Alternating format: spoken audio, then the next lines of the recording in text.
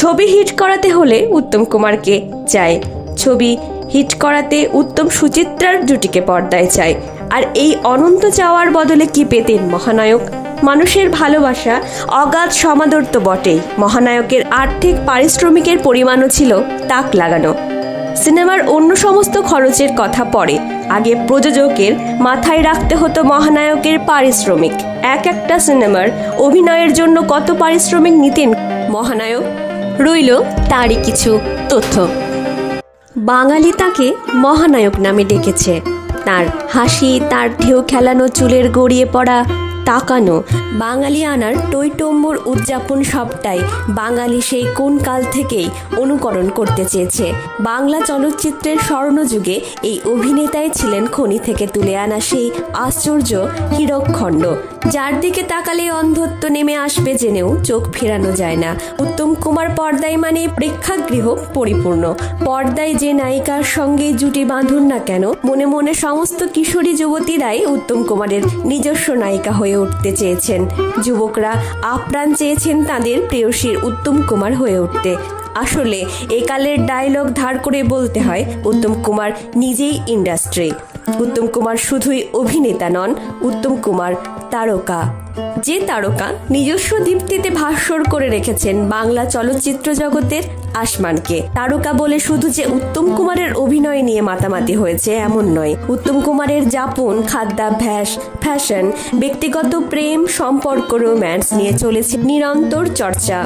সেই সময়ের প্রেক্ষিতে নির্দ্বিধায় বলা যায়, উত্তম কুমারের অভিজাত যাপন ধরা পড়ে তাঁর সমস্ত ব্যক্তিত্বে।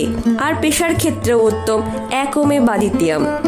শোনা যায় সেই সময়ে একটি সিনেমার জন্য আনুমানিক 2.5 থেকে 3 লক্ষ টাকা পারিশ্রমিক নিতেন উত্তম কুমার।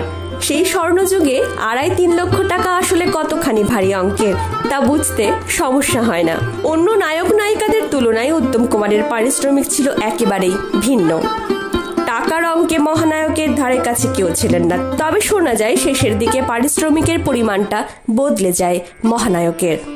প্রথম অভিনয়ের সুযোগ আসে 1947 সালে। তারই বাড়ির ভাড়াটে গণেশ বন্দ্যোপাধ্যায়ের মাধ্যমে ভোলানাথ আঢ্যের মায়াডোর নামের একটি হিন্দি সিনেমায় ছোট্ট একটা চরিত্র পান অরুণ কুমার চট্টোপাধ্যায়। দৈনিক 5 সিকি পারিশ্রমিকে 5 দিন অভিনয় করেন, কিন্তু এই মায়াডোর সিনেমাটি মুক্তি পায়নি। দ্বিতীয় সুযোগ পরের বছরই 1948 সালে মুক্তি পেয়েছিল উত্তম অভিনীত প্রথম সিনেমা দৃষ্টিদান। তবে সেই সিনেমায় উত্তম কুমার ছিলেন শিশু শিল্পী। তখনও তিনি অরুণ কুমার চট্টোপাধ্যায় নায়কের ছোটবেলার চরিত্রে অভিনয়। পারিশ্রমিক 13.5 টাকা। ওই বছরের মাঝামাঝি সময়ে তিনি কাজ শুরু করলেন নবেন্দু সুন্দর বন্দ্যোপাধ্যায় পরিচালিত কামনা ছায়াছবিতে, এবার নায়কের ভূমিকায়। পারিশ্রমিক 1,500 টাকা। 1949 সালে মুক্তি পেল কামনা, কিন্তু সুপার ফ্লপ। এরপর আরও টানা প্রায় 5টি সিনেমা ফ্লপ হয় উত্তম কুমারের। 1951 সালে নামটাই বদলে ফেললেন তিনি। অরুণ কুমার থেকে হয়ে উঠলেন উত্তম কুমার।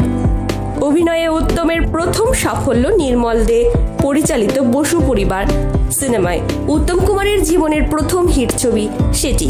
এরপরেই নির্মল দে আরও একটি সিনেমা করেন উত্তম কুমারকে মুখ্য ভূমিকায় রেখে, নাম 74.5। উত্তম কুমার তখন বাংলা সিনেমার সেরা মুখ।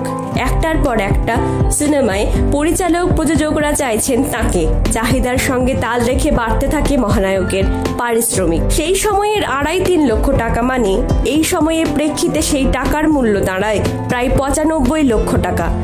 তবে শোনা যায় চলচ্চিত্র থেকে উপার্জন করা সমস্ত টাকায় উত্তম কুমার ফের চলচ্চিত্রেই বিনিয়োগ করেছিলেন। তবে চলচ্চিত্র প্রযোজনার ক্ষেত্রে খুব একটা সফল হয়নি মহানায়ক। নিজের পারিশ্রমিক বিপুল হলেও মহানায়ক বহুবার নিজের পারিশ্রমিকের সঙ্গে সমঝোতাও করেছেন। তাকে দিতে গিয়ে প্রযোজকের পকেটে টান। অবস্থা এমন যে টাকা জোগাড় না হওয়ায় সিনেমার কাজই বন্ধের মুখে। শোনা যায় নিজের পকেট থেকেই টাকা দিয়ে সমস্যা মিটিয়ে দিতেন উত্তম কুমার। নমস্কার কণ্ঠে মন্দিরা।